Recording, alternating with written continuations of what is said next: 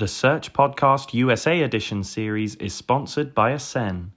Ascen is a top employer of record in North America that exclusively helps staffing and recruitment agencies hire contractors compliantly throughout the US and Canada.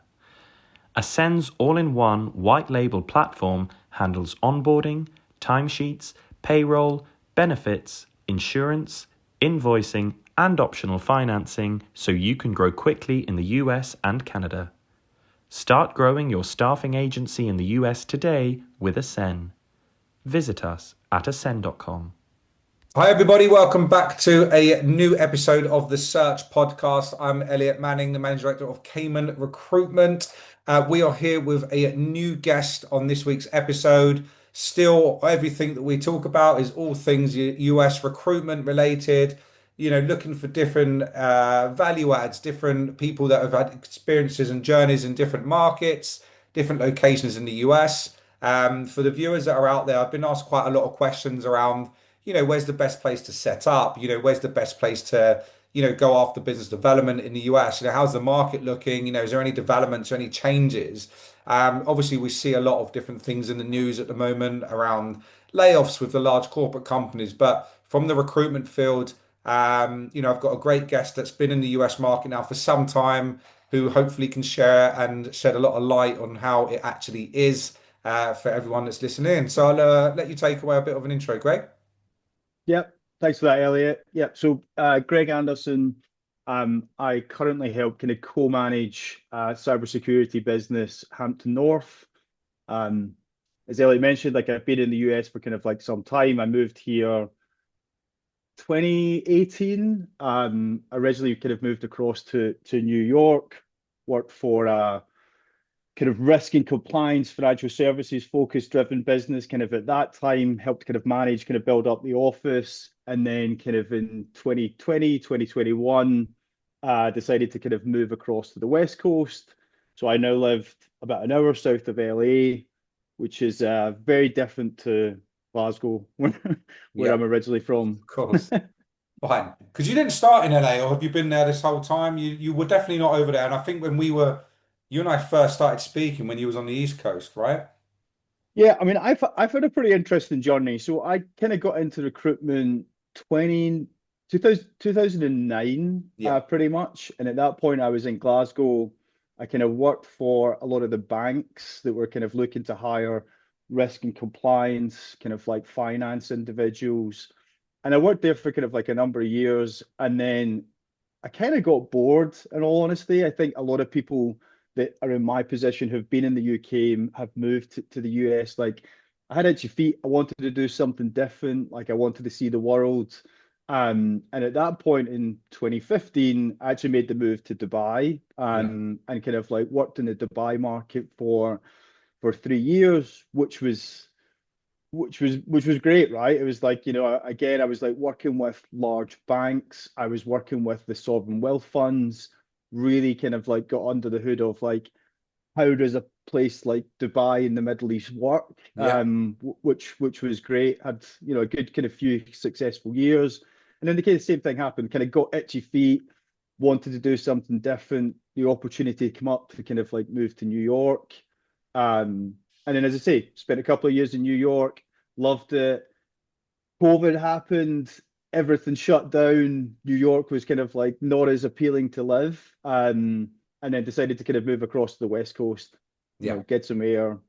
Right now, I'm kind of 15 minutes from a beach, 15 minutes I can go hiking. Like it's hard not to be happy. Is that the main reason that you relocated? Was it more, was it just different scenery, weather? Was it market that kind of really gave you that kind of like different directive on where you should be focused on or located? It's a good question. I mean, there was personal reasons involved as well. So, Yeah. so my wife is American, her family's from the West Coast, and it kind of made sense for us to be closer. But we did explore other places, like, we considered Texas for kind of quite a bit of time. Um, I'm pretty flexible with where I live, right? My family's not here in the States. So for me, the flexibility is, I'll go wherever kind of, Yeah. there's a nice place to kind of live. But um I think here offers like a lot of the advantages of being in the US, but it's just a different lifestyle, right? Yeah. The West Coast to New York to Texas, these are like the big hubs that a lot of expats come to when we're in recruiting. They offer lots of different things, right? Yeah. Positives and negatives. And I think, if I'm in the position of I'm in the UK and I want to kind of like make a move to the US, like I just do lots of exploring, right? Yeah. Because not everywhere is going to kind of fit what you're looking for long term. And that was kind of me, right? As I said, I was really happy in New York for a few years, and then it was like probably reached the stage in my life of let's do something a little bit different. I was going to say, my next question to you was, have you noticed any differences of any nuances or any challenges or I suppose differences in terms of being on the East Coast to being on the West Coast, whether it's the time difference or the culture or the type of business and, that kind of thing, rather than necessarily the personal side. I mean, I think you hit the nail on the head, right? There's lots of challenges. Like Yeah. so right now I manage a business that is split across the US. So we have people on the East Coast, we have people here on the West Coast.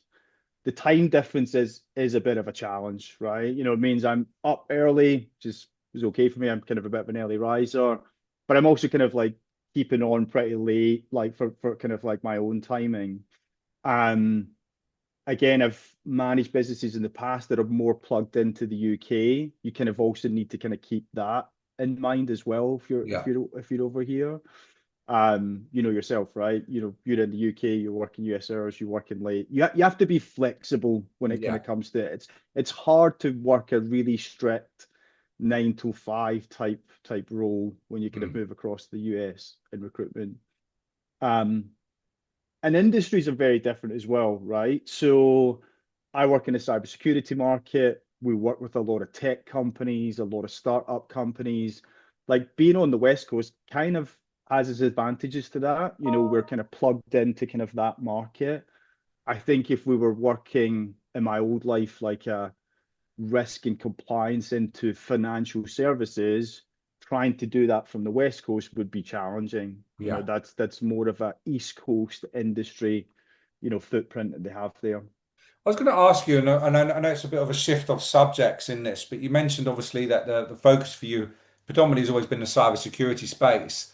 Have you seen a difference in technology in terms of like the way the market's going with AI and how it may have affected what you do as a recruiter? Because, and I'll tell you the reason why I've been talking to a founder of another recruitment firm in Texas, and they specialize in a very particular area of technology, which is now being Hmm. wiped out because AI has taken Hmm. over with the differences in what what the technology actually does. So they're having to Hmm. pivot into a whole new area that they've never done before. Cybersecurity has always been quite a niche field in the tech recruitment market, but have you Hmm. seen any changes that has, made any developments in terms of how you do things or what you do? Are you meaning from like how we approach recruitment, or are you just meaning from the industry is what they're doing I suppose within a bit of AI? both, Yeah. is it affected the security space in terms of how you've had to change things up from what you were doing 5 years ago to now? Yeah. So I think if I look at the security industry and the AI space as a whole, the last few years have been nuts, like Yeah, properly nuts. Like if you go to any security conference across the US, every single vendor will have some sort of AI capability to it. Like yeah, that is the clear message. Going into these big conferences, to be honest, for me, it's a bit of a sensory overload because you just have people shouting at you, our product could do this, here's the latest AI feature. It's kind of full on and non-stop. yeah, I think the industry, though, there's still like a lot of confusion, right? There's a lot of confusion as to um, is AI, is it helping? Is it not? Like cybersecurity is just a consistently evolving market. yeah, Once you fix one thing, there's another issue to kind of solve. yeah, Um, you know, is AI creating more problems? Is it not? One of the conversations I'm having recently is a lot of larger clients are going in and they're saying, okay, we need to adopt AI. We need to tear this up and put all these products in, et cetera, et cetera. Obviously, there's a huge cost to kind of doing that for a lot of companies. yeah, I think what a lot of CISOs are looking at is, are we actually getting an ROI on that? Like, are we actually getting a return for all these products, all this investment into this? Or are we just buying what we think is the next big thing that we should be doing? Yeah. So I think there's a lot of confusion. There was someone who's in the VC space that said it really well about 6 months ago. She said, I'm not sure if I'm excited more about AI for security or for security for AI. Yeah. Like there's almost two different areas that are kind of, as I said, confusing. And, I think it's just a constant challenge for people to kind of try and work it out.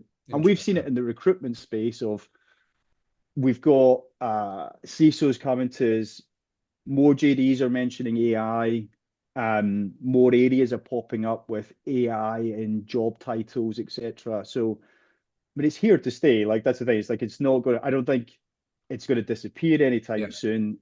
It's just how it's going to evolve. I don't think anyone's quite got that No, they nailed haven't. down. That's for sure. Yeah. And going on to a bit more about kind of your journey in the cybersecurity market, have you seen any differences in, look, because previously back when it was before COVID, when, you and I, had spoken then, and, you Yeah. know, recruitment was a little bit more traditional in the US then, I feel like, and it wasn't such a, Yeah. in my opinion, a saturated market where everyone in the international, you know, industry of recruitment was trying to get over there and, do more business in the States. Have you seen a huge difference to what that was then to what it is now with, the competitive side of it and, trying to remain niche in what you guys do as a specialist and, trying to get rid of all of the people that are trying to get in your way in the industry? So the company I work for, Hampton North, we're only 3 years old, Yeah, right? It's a pretty new company. It was started by a guy called Stuart Mitchell, who's really well known within the cybersecurity very well recruitment known space. guy. Yes. Yep. So him and I used to work together in my old company, Yeah, hence why I've kind of come across to kind of like help manage and kind of scale what we're doing here. Um, and as much as we're a young company, like I feel like we have a kind of competitive advantage in that we have really experienced consultants. yeah, So we've got consultants who've been doing this market for a long time. And I think if you're trying to break into a niche market like cybersecurity, like that's what it's probably a challenge, yeah, right? Because it's a market kind of built on reputation, built on trust, kind of just built on being in the market, having yeah, good relationships for a long time.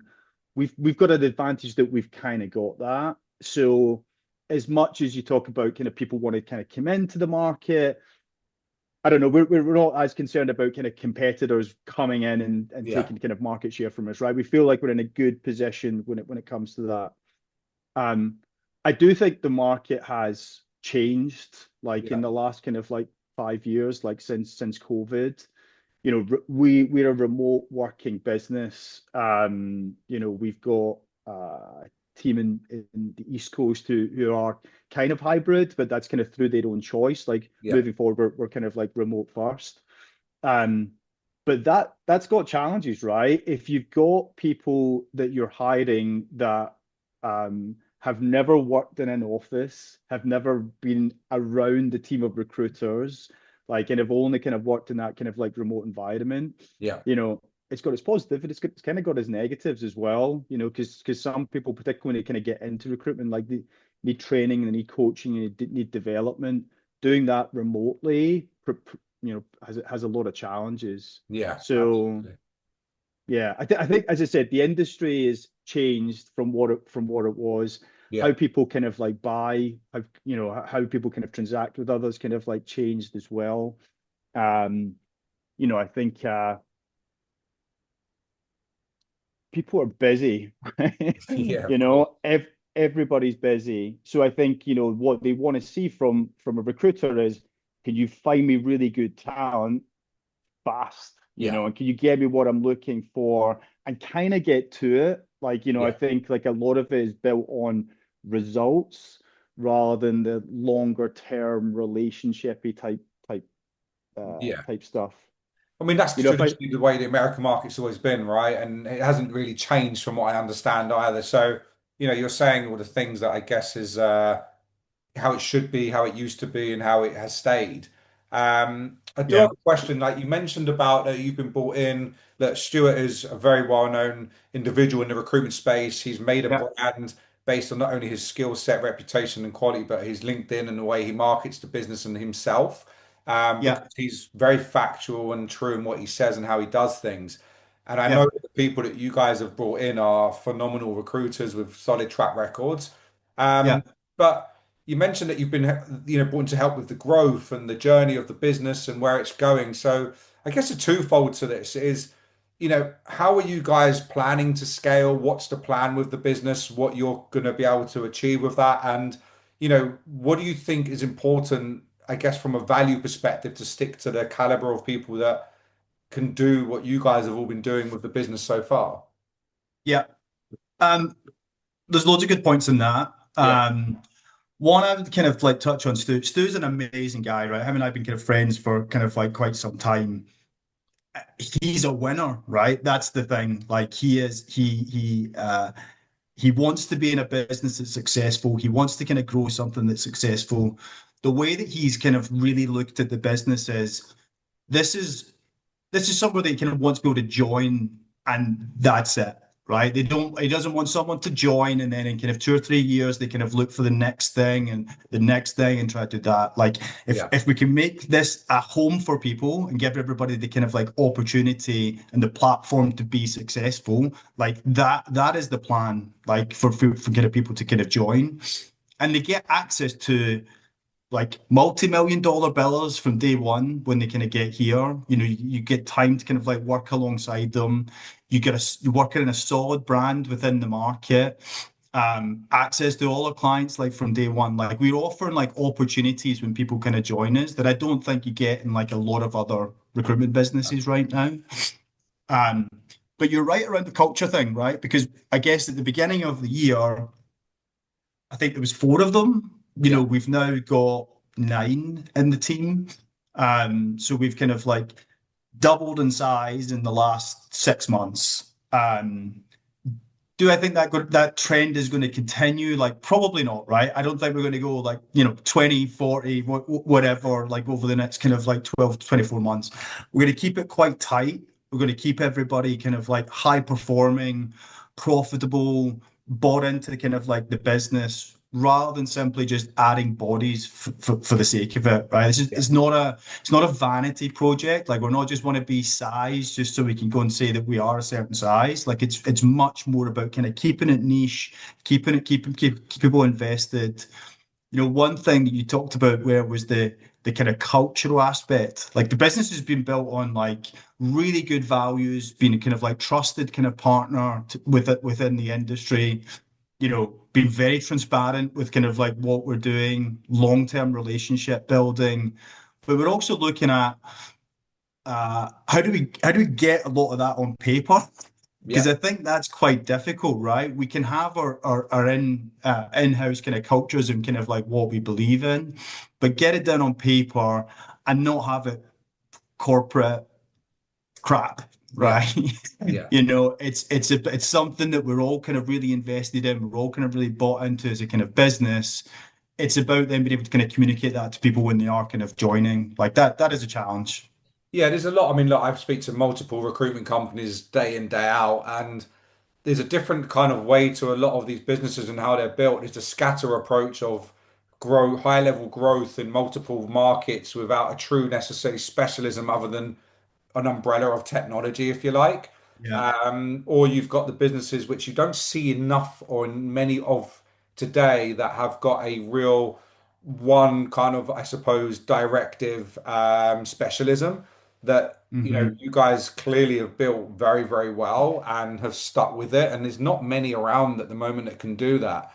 But it goes by the fact that the talent that you've generally brought in, I've noticed because I know a lot of these individuals through what Yep. I do, that they're all quality driven. They're Yep. all very high performing, big track record recruiters. But what to you guys makes that quality of a person? Is it the billings? Is it just the attitude? Like, is there a particular kind of individual that you guys want to see more of in the future? There's, I feel like my whole ethos in recruitment, right, is it's in essence, it's a very basic thing, Yeah. right? You know, we find jobs for people. That is kind of what we do. There's ways that people kind of like overly complicate kind of like recruitment in lots of different ways. We're just trying to be real about where we are, right? You know, like what we're trying to do, who we're trying to kind of like work with. I think when we're kind of going out and kind of like bringing someone into the business, billings is obviously a huge part of it, right? I mean, like, you know, we're not a charity, you know, we're a business that's looking to kind of like be the best in the market. Yeah. Therefore, we want to go out and get the best in the market to kind of come and work for us, right? Attract the best in the market. So billings is a big thing, but also it's about you know, what other values are kind of like people kind of like bringing to the business as well. Like, you know, we brought in like a huge biller like pretty recently, right? And you know, part of him joining our business was there's an open conversation of, you know, he's coming in to bill money for the company. He's really successful for that. He's done that for a long time where he's been really successful. But we also want him to kind of like impart some of that wisdom on the team as well, like Yeah. and be available to people, like help them. Like I'm not saying to manage people, but to kind of like, you know, encourage and support and almost play that kind of like team leader type role, because that just makes everybody else better, right? Yeah. And I think those marginal gains is something that we're really looking for when we get into the market. Yeah. Like, yes, we want to hire good billers, but are you also going to upskill what we've got at the moment from a learning perspective, from a culture perspective? Like there's a lot of important things that go into it. And it's really tough. Like it is really tough. Like you know, I've been here in the US for, as I say, 7, 8 years. I've interviewed a lot of people to work for teams that I've kind of Yeah. managed. And it's challenging, you know, right? Because some people we're in recruitment, recruiters can interview kind of really well. But again, it's like trying to really just kind of under the hood Yeah. of like, does this person fit the culture of what we're looking for? And also, are we being fair to them? Like, can we set them up for success? Yeah. Like I talked earlier about some people thrive in a remote environment compared to others. If someone's only worked in an office and they've sat around the team in that support network every single day and they need that, like we can't really offer that. And we need to be kind of like open about it. And I think that's again another important part of the interview process for us is, are you autonomous, self-autonomous? Can you manage yourself enough that you can get the best out of yourself Yeah. in our infrastructure that we kind of currently have? Yeah, it's an interesting point to make. And I know a couple of firms that kind of look into that in depth, that they won't move on someone unless they can understand the ability to be, I suppose, independent and, you know, be able to do that. So no, I completely get that. Look, in terms of what you guys have done, which is stating the obvious, you know, where you've got that remote option in the business, you know, you're not limited on talent that you can bring in. You know, you go where the talent may well be, and that's, in my opinion, when you're dealing with the US, really important for growth and sometimes stability to be able to do that. And I've seen a lot of firms, I know you have as well, where they've tried to build an empire in one location, maybe Yeah, it's New York or in Texas or in Miami, whatever, and they haven't got anywhere because they're so limited on what they can and can't do. They end up going down the graduate junior models, yeah, which become the churn burn, you know, setup. And, you know, you just see so many different things go some places right and most places in America wrong, you know, yeah. but, you know, so it's interesting to see what you guys do and how you operate. You mentioned You before, you just know, oh, gone. Just on that point, I mean, Yes. you've probably got more data points than me, right, around this, but Yeah. I'm always really interested of like British or UK recruitment companies who set up in the US. I'd love to know what the success rate of it is, because it's really tough, right? I think a lot of British recruiters see the big fees, the large percentages, and think that they can just replicate that same model in the US.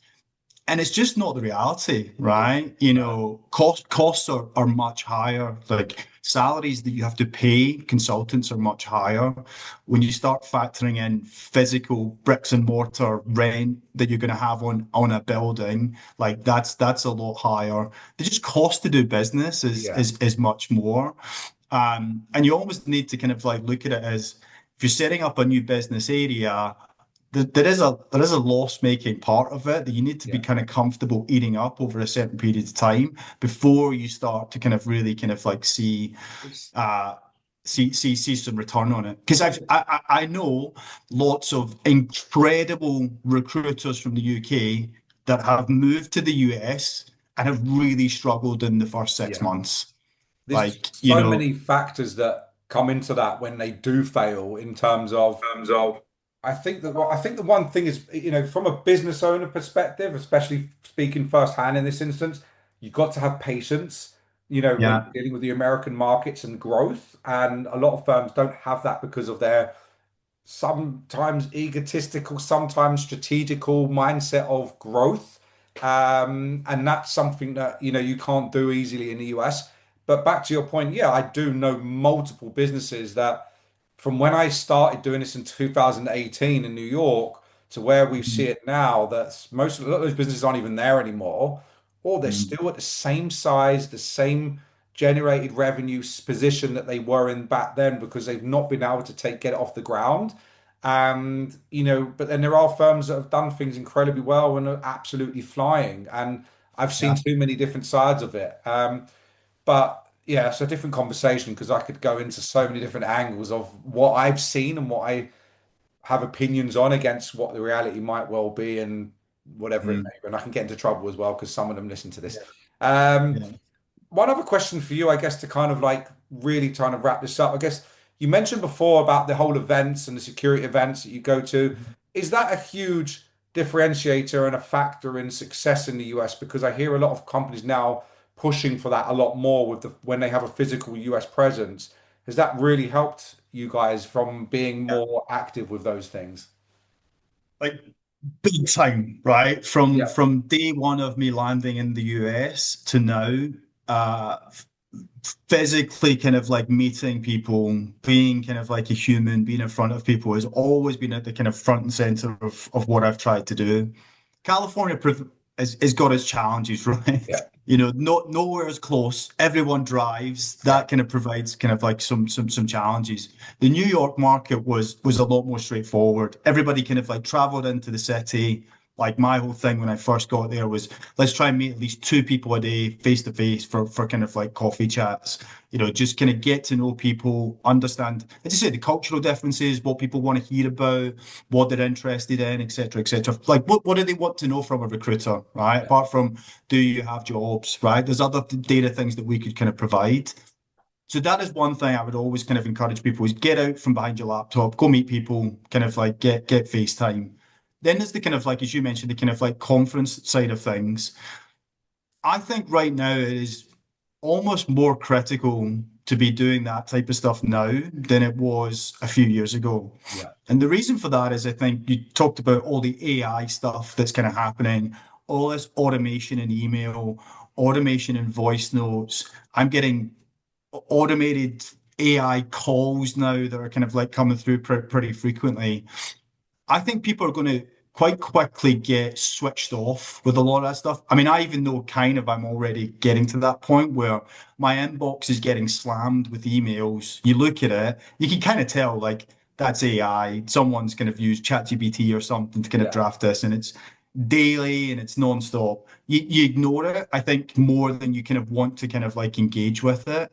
And that's the difference, I think, from the kind of conference aspect. Like you are a real person, like you're here in the market, they can physically speak to yeah, you, you know, and I'm kind of encouraging the team to do a hell of a lot more of that type of stuff. So there's big conferences in the US around cybersecurity, two or three big ones throughout the year that we yeah, will always kind of like attend.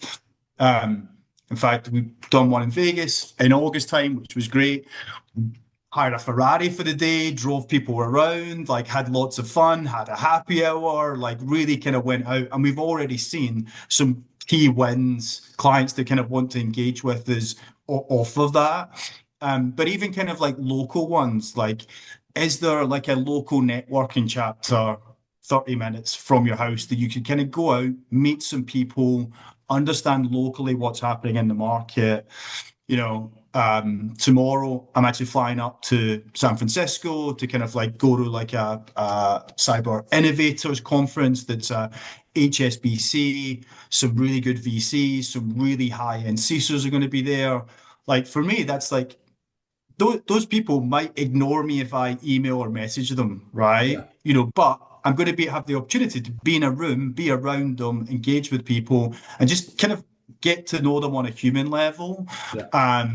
You know, as I said, like one of the things we're trying to do as a business is do more of that, right? Whether it's monthly or quarterly, like we're encouraging the team just to be out and about. Yeah, absolutely. Greg, I can talk to you a lot longer than this. Absolutely Yep. could. You've been in the game for a very long time. You know your stuff. I really, really appreciate you joining me on the podcast. You guys are doing extremely well. Some great things. I hear about it, see it a lot. So Yep. thank you for sharing all of the insights, the journey for you guys and what you've done this year and where you're looking to go. If anyone listening to this is in cybersecurity, in technology in general, high performing, solid track records, and ultimately Yep. feel that he can add value to these guys at Hampton North, please reach out to Greg, drop me a note. I'll introduce you to them. Just feel free to speak to them if you need any advice. Hopefully, Greg's got an open door to allow you to do that. 100%. So, look, Greg, thank you very much for your time again. Been great speaking to you and good to see you as always. And we'll speak very soon. Yeah, appreciate it. Thanks, Elliot.